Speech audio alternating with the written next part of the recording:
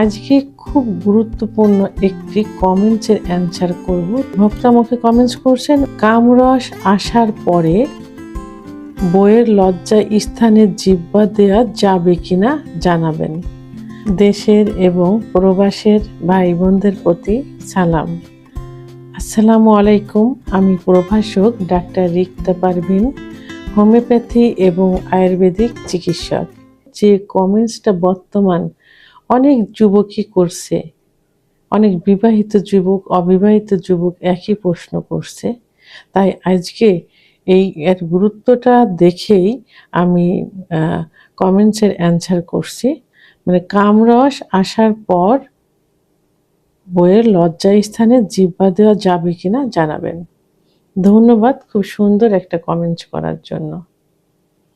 অনেক যুবকই বর্তমান যে প্রশ্নটা করছেন যে বইয়ের যৌন স্থানে মানে যোনিপথে মুখ দেওয়া যাবে কিনা, অথবা অর্গাজম হলে যে কামরস আসে, অথবা বীর্যপাত হলে যে পানির মতো রস আসে, এটা পান করা যাবে কিনা, এমন প্রশ্নই করে থাকেন।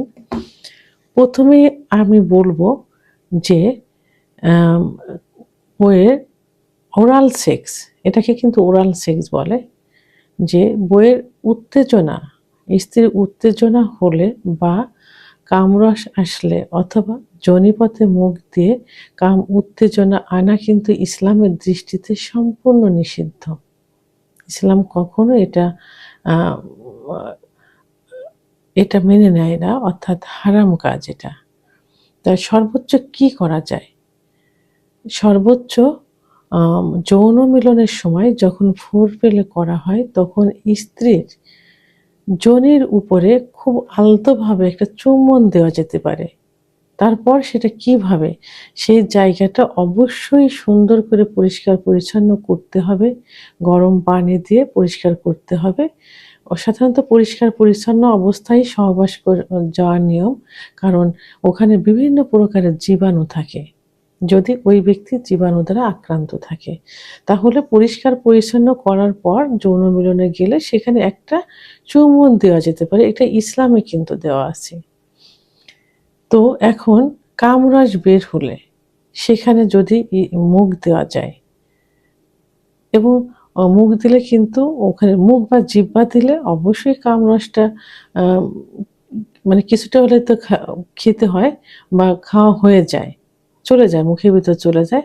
তো ওখানে মুখ দিলে কিন্তু অর্গাজম যে উত্তেজনা আসে অধিকতার বেশি হয়ে কিন্তু অনেক সময় মেয়েরা বীর্যপাত করে ফেলে। তো এই বীর্যপাত কিন্তু একটা নাপাক পানি, আর ইসলাম কখনো নাপাক জিনিস মেনে নেয় না, বা সেটা কিন্তু ইসলামের দৃষ্টিতে হারামের অন্তর্ভুক্ত। তাই কখনোই উচিত না কামরস বা কামরস এবং বীর্যপাত সেটা পান করা। মহিলাদের যোনিপথে বিভিন্ন রকমের রোগ জীবাণু থাকে। তো সেই রোগ জীবাণু কিন্তু মুখের মাধ্যমে ছড়াই যাবে, বা মুখে ক্যান্সারও হতে পারে। এসটিডি বা যৌন সংক্রান্ত জীবাণু ছড়ায় এর মাধ্যমে।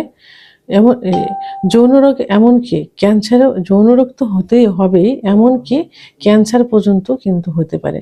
পাশ্চাত্য দেশগুলোতে এইরকম আছে যে অধিকাংশ তারা মুখ দিয়ে অর্গাজম করতে, মুখ দিয়ে বীর্যপাত ঘটাতে স্বাচ্ছন্দ্য বোধ করে, এবং তারা কিন্তু ক্যান্সারেও অধিকাংশই ভুগে থাকে এ কারণেই। এই জন্য মহিলাদের যখন অর্গাজম হয়, তখন যে কামরসটা আসে, কখনোই উচিত না স্বামীকে সেখানে মুখ দেওয়া। কারণ সেক্স উত্তেজনা আনা এবং সহবাসের সুখ পাওয়ার মতো অনেক পজিশন আছে, অনেক জায়গা আছে।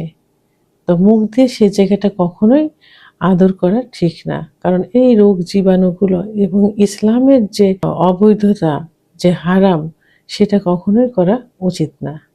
স্ত্রীর বা মহিলাদের যোনিপথে মুখ দেওয়া কিন্তু রুচিহীনতার পরিচয়, বিকৃতি রুচির পরিচয়। যেসব পুরুষ এই যৌনতা নিয়ে সবসময় ব্যস্ত থাকে এবং যৌনতাকে বিভিন্ন ভঙ্গিতে তারা সুখ পেতে চায় এবং মুখ দিয়ে যারা বীর্যপাত ঘটাতে চায় এবং স্ত্রীর কামরাস খেতে চায় বা পান করতে চায়, এরা সম্পূর্ণ কিন্তু বিকৃতি রুচির পরিচয় এদের। এরা কিন্তু স্মার্ট কোনো পুরুষ কিন্তু এ কাজ করবে না। যেসব পুরুষ সবসময় এইগুলো নিয়ে ব্যস্ত থাকে এবং তাদের চেহারা দেখলেই কিন্তু বোঝা যায় যে এদের রুচিটা কেমন এবং তাদের